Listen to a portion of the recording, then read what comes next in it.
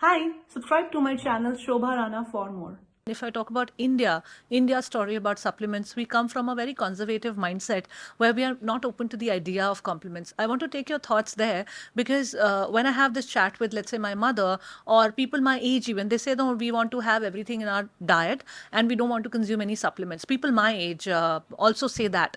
And a lot of us have these deficiencies now coming in our body because as you age, your body is not fully capable of, having everything in order. You have hormonal changes, you have stress levels, you have so many deficiencies coming in your body, and as such we don't have exposure to sunlight these days due to our work environments, etc. So there's so much of environmental factor also that is coming into play in kind of making and creating this deficiency in our body, and supplements seemingly so are a gateway for you to kind of bridge that gap.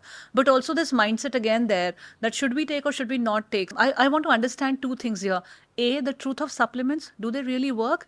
And what are the possible side effects? And should we really break through this conservative mindset of having supplements? So, Shobha, you know, for everyone out there who asks this question, supplements, do they really work? And they have a side effect, नहीं नहीं बाबा मेरे को नहीं लेने का है, मेरे को natural लेने का है.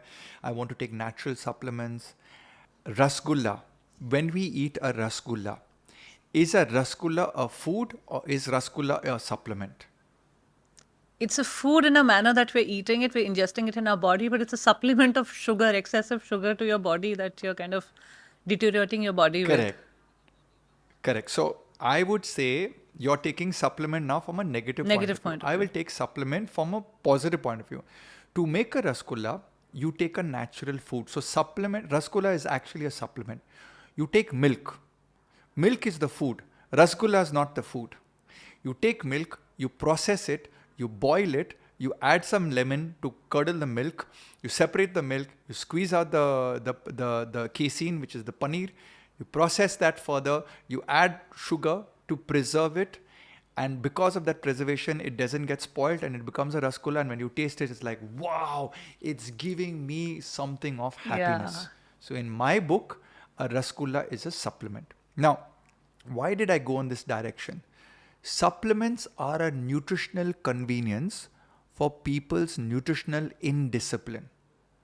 We really don't need supplements in our life, but we require them because of our fast paced lifestyle, our genetic anomalies, because of thousands of years of maybe inbreeding. When I mean inbreeding, marrying within the same communities sometimes, and therefore the diseases get compounded over a period of time.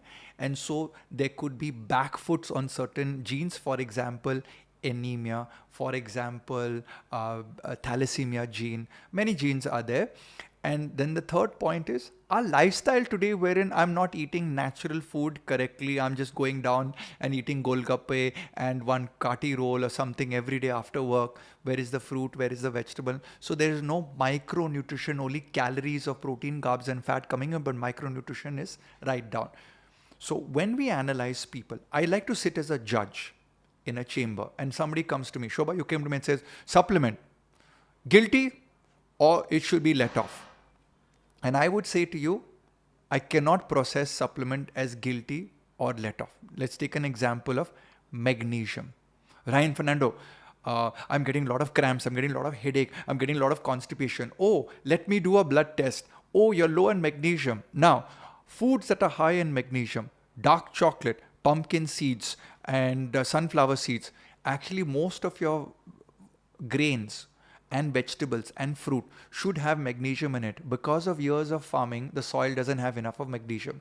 So if you look at the statistical data globally, our fruits and vegetables have, between 1960 and now, have drastic drops in the micronutrition content in them. So therefore, I do a blood test and I'm aware now I have a deficiency. And all of this kind of problems we're getting in modern day and age is because the food that my grandfather ate was nutritionally, micronutritionally more sound than what I eat today. My nutritional habits today are worse than my grandfather's nutritional habits in terms of choices of food, availability of food, chemical, insecticides and pesticides upon my food. Therefore, now as a judge, I'm suddenly seeing that if my client has a certain nutritional deficiency, when I pass judgment and beat the gavel saying, this supplement is required by this person. That person, नहीं मंजूर नहीं है, ये तो side effect है, ये तो natural नहीं है. But what is natural? When I understand that you have a deficiency, supplements represent a food therapeutic intervention. I repeat, food therapeutic intervention to an anomaly either caused by your genetics or your lifestyle behavior. However, the supplement will have a side effect when you take it from a fashionability perspective. Mera neighbor, Shobha Singh, my neighbor is taking calcium. I'll also take calcium. Did you know that taking calcium when you don't require it in certain women who have the breast cancer gene and a calcium excess absorption gene will actually trigger breast cancer? But gynecologists will recommend calcium blindly because he or she is taught in medical college that calcium deficiency. Nutritional science is changing. Supplement production to designated therapeutic interventions changing. The problem in today's world is it's gone offline, and this is where I like the government of India. Do you know recently government of India made all the startups in the food space remove their products on selling on the website under the FSSAI law, because a lot of the food supplements had drug-based therapeutic doses. Oh, wow. So Shobha, you're looking at your friend, she's taking calcium supplement. Now some startup guy has gone and made a new supplement. And this new supplement has 3,500 because his engineer brain is telling him, if 2,000 works well, 3,000 laga do. And now you put 3,000 because I need to be better than that other guy. Who's regulating all of this? Right. So supplements now need to be assassinated because there's no prescriptive control on the recommendation of supplements. So now the next question is, I talk about, let's say, lion's mane, very good for the brain. And we have a teenager around 18, 19 or a young adult 18 to 22 watches all of these podcasts, watches everything out there in the world and assumes that his headaches or her headaches is because they don't have these mushrooms or they don't have these psychedelics.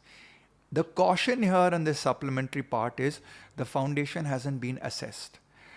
The level of education is now in question of the person self-prescribing that product to them.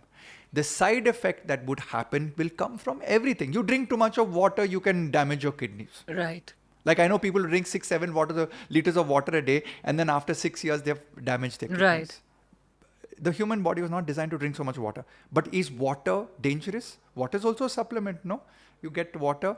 Remember, let's live 2,000 years ago. You walked 15 kilometers to store water and keep it. You had these camel sacks and you drank water. Your water consumption was limited to 1-2 liters a day maximum. But water today in excess in these gallons. So we can argue on both sides of the coin. I tell people, look at your bio-individuality. Every supplement has a side effect, but every supplement has a healing power in it also. The problem in today's world is people are self-prescribing. The problem in today's world, the dietitians of the world know nothing about supplements. Doctors know nothing about supplements because they are not taught supplements in medical college in MBBS. In MD, they do not learn about supplements. They do drugs and pharmacology. That is their professional soundness, but not coenzyme Q10, not vitamin B complex, not vitamin D. And if dietitians are not being taught about it, there is a vacuum and nobody's talking about this vacuum. And this vacuum is silently being filled by the internet, fashionably educating people that you need to take these things.